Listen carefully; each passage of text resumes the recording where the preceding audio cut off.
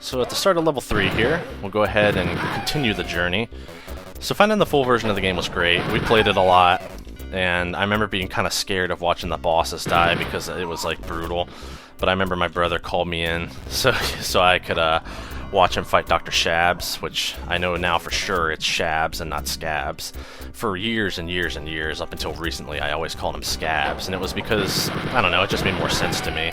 But apparently the name Shabs came from a term that id Software was using to describe like something, like someone who wasn't doing enough work or something. They called him like a shab or something, and it was just S-H-A-B.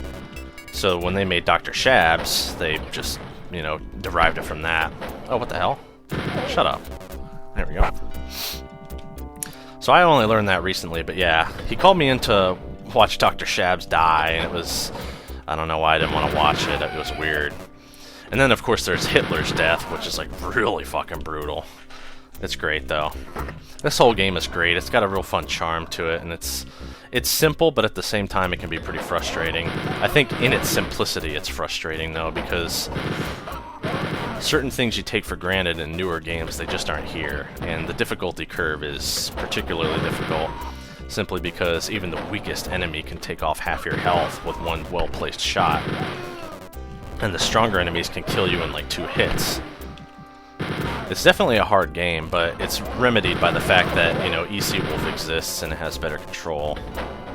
So I wouldn't recommend playing this if you're, like, even if you're good at Doom, if you play this in its original form without EC Wolf, you're probably going to get pretty messed up. And, you know, it's nothing to be ashamed of because it's a hard game, and I won't lie about that at all. One thing I like is that when you look for secrets, all you have to do is hold the use key and rub up against the walls instead of, you know, having to press it each individual time against each tile. That would take fucking forever, and I would probably hang myself if I had to do that. Wow, it's not funny. 1 million people hang themselves every day, Bashe. Okay. Discovering Spear of Destiny would be next on the list, and again, I don't really know how I came across that either. I think I just heard of Spear of Destiny, like maybe my brother mentioned it to me or something, but eventually I went looking for it, and I was like, oh, Spear of Destiny, it's like a sequel, although technically it's a prequel. So the chronology of Wolfenstein 3D goes Spear of Destiny, episodes 4, 5, 6, and then 1, 2, 3. In the game's timeline, killing Hitler is the definitely last thing in the game, although when you beat episode 6, it seems more like a true ending. But that's another story for another time.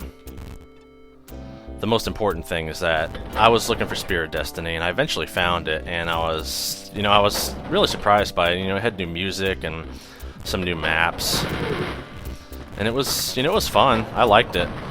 And just like with Wolfenstein 3D, we had to kind of seek out the full version, but, you know, with perseverance we found it. Because it's tricky to find. It was, you know, like I said, back then it was tricky to find full versions because there was just so much you could look for, and oftentimes people just put shareware in a zip and said, oh my god, full version. Let me go back and make sure I didn't miss anything. Go ahead and turn on the map here. Hey, where's the map? Oh no, the map doesn't work anymore. What the hell? Blah. Okay. Well, I think I got everything anyway. I think maybe I didn't go over here.